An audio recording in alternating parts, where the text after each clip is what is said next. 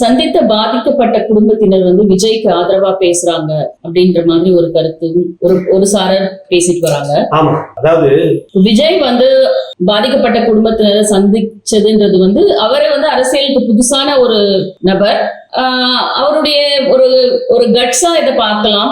அதே மாதிரி நான் பண்ணது தவறு அப்படின்றத அவர் ஒரு கன்ஃபஸ் பண்ற மாதிரி அவங்க காலில் விழுந்திருக்கலாம். அதை ரிலீஸ் பண்ணி அவர் பண்றாருன்ற மாதிரி ஏன் அதை பார்க்காம அவர் டிராமா பண்றாருன்ற மாதிரி ஏன் சொல்லணும்? அதாவது ஃபர்ஸ்ட் கேள்வி, விஜய்க்கு ஆதரவா இருக்காங்க அப்படின்றது உங்களுடைய ஒரு குழந்தை இறந்து போச்சு அப்படின்னு சொல்லி கேட்டா 35 லட்சம் ரூபாய் வருமானம் பார்த்திருக்காங்க. விஜய் தரப்புல இருந்து ஒரு 20 லட்சம் ரூபாயும், அரசாங்க தரப்புல இருந்து ஒரு 10 லட்சம் ரூபாயும், காங்கிரஸ் தரப்புல இருந்து ஒரு 2 லட்சம் ரூபாயும், விடுதலை சிறுத்தைகள் தரப்புல இருந்து ஒரு 50,000 ரூபாயும், இன்னும் சில அமைப்புகள் எல்லாம் ஏறத்தாழ 35 லட்சம் ரூபாய் பார்த்திருக்காங்க. அதுல ஒரே ஒரு பெண் மட்டும் விஜய் கொடுத்த காசை தூக்கி மூஞ்சில் வீசிடுச்சு.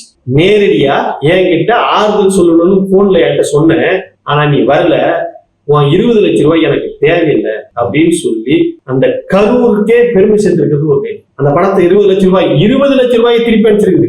என் புருஷனுடைய உயிரை விட இந்த 20 லட்சம் ரூபாய் உயர்ந்தது கிடையாது. நீ எங்கேயோ உட்கார்ந்துகிட்டு என்னை கூப்பிட்டு ஆறுதல் சொல்லுவ, அதுக்கெல்லாம் நான் வர முடியாது.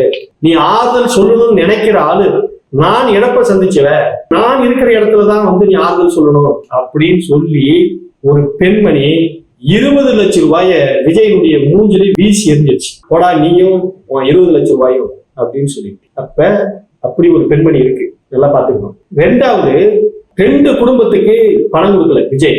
41 உயிர் இறந்ததுல 2 குடும்பம் நீதிமன்றத்துல இவங்களுக்கு எதிராக இருந்தது அப்படின்னு சொல்லிட்டு 2 குடும்பம் பணம் கொடுக்கல.